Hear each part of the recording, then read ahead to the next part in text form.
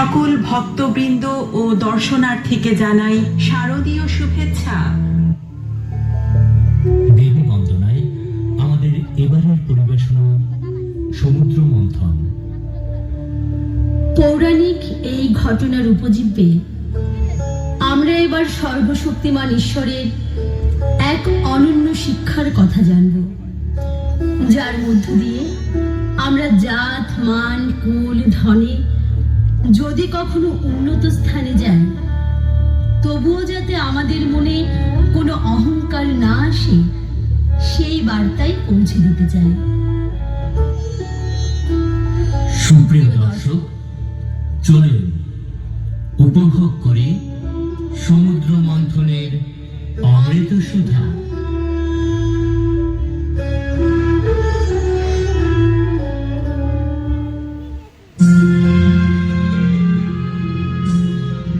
পুরাকালে একবার দেবরাজ ইন্দ্রের সাথে দেখা হয়েছিল মহামুনি দুর্বাসার।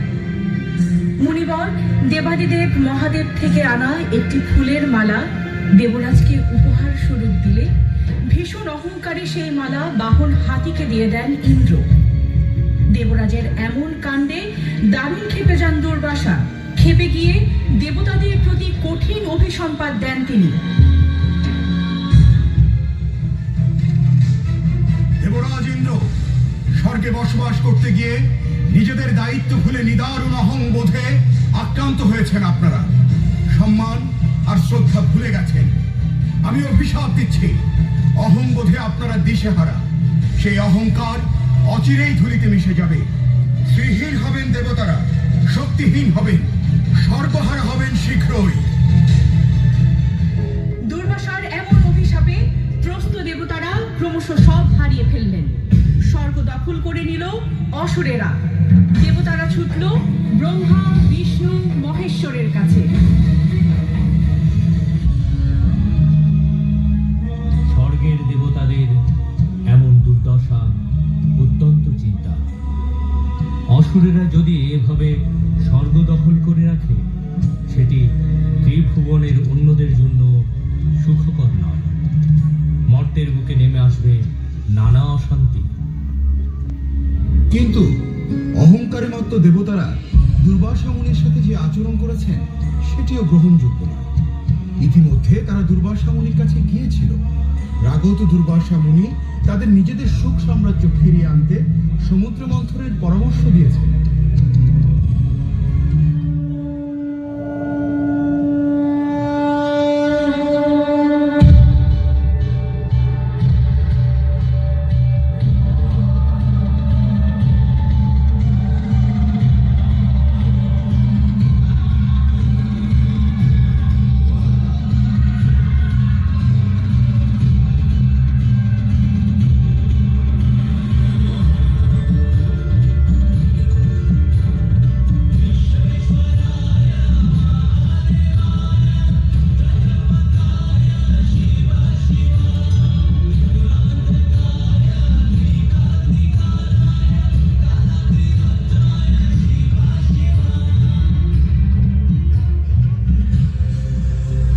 অসুরার দেবতাদের সমুদ্র মন্থনের শুরুতেই এলো হলাহল বিষ, যা বাষ্পাকারে ছড়িয়ে পড়ল আশেপাশে। এতে দুর্বল হয়ে পড়ে দেবতা ও অসুরেরা। স্বর্গ মর্তে এই বিষ ছড়িয়ে পড়ার শঙ্কা তৈরি হয়।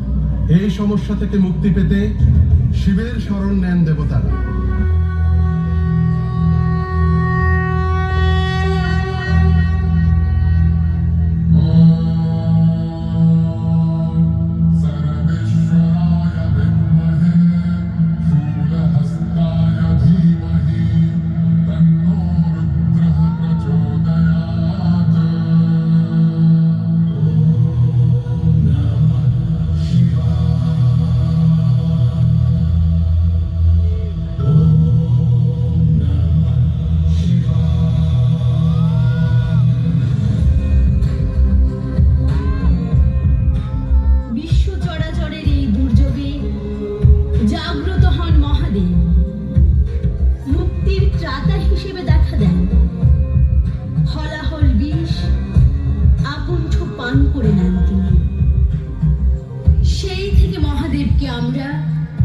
নীলকণ্ঠ হিসেবে যেন।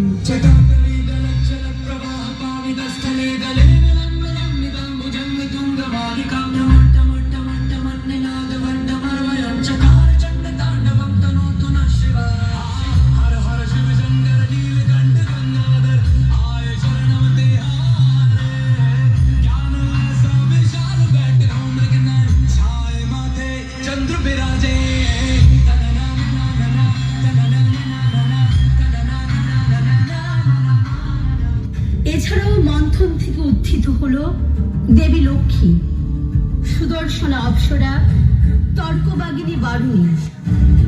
মন্থন কার্যের একদম শেষে দৈববৈদ্য ধনন্তরী অমরত্বের প্রতীক অমৃতের পাত্র নিয়ে উত্থিত হন।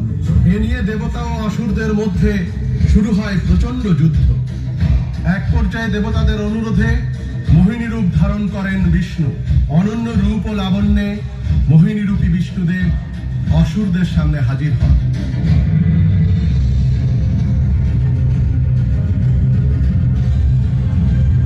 অসুররাজ, আপনাদের জন্য অনন্য এক সুধা নিয়ে হাজির হয়েছি আমি। এই সুধা গ্রহণ করে আমাকে কৃতার্থ করুন।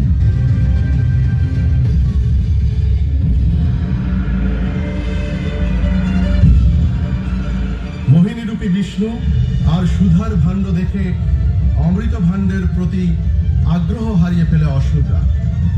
আর এরই মধ্যে কৌশলে সেই ভাণ্ড থেকে দেবতাদের অমৃত পানের সুযোগ করে দেন বিষ্ণু।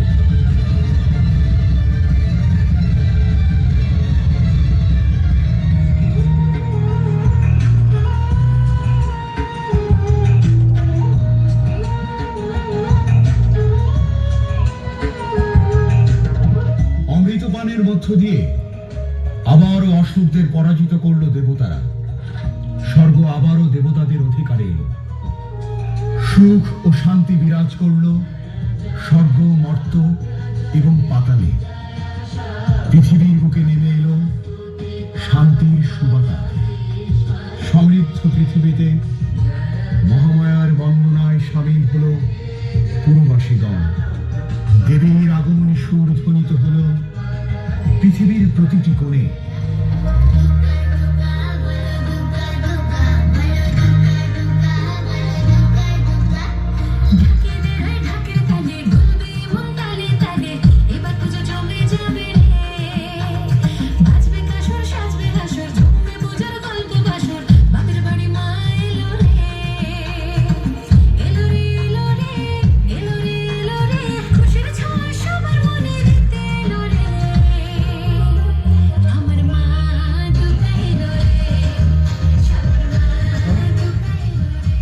ধন্যবাদ সবাইকে। ত্রিনয়নী সংঘ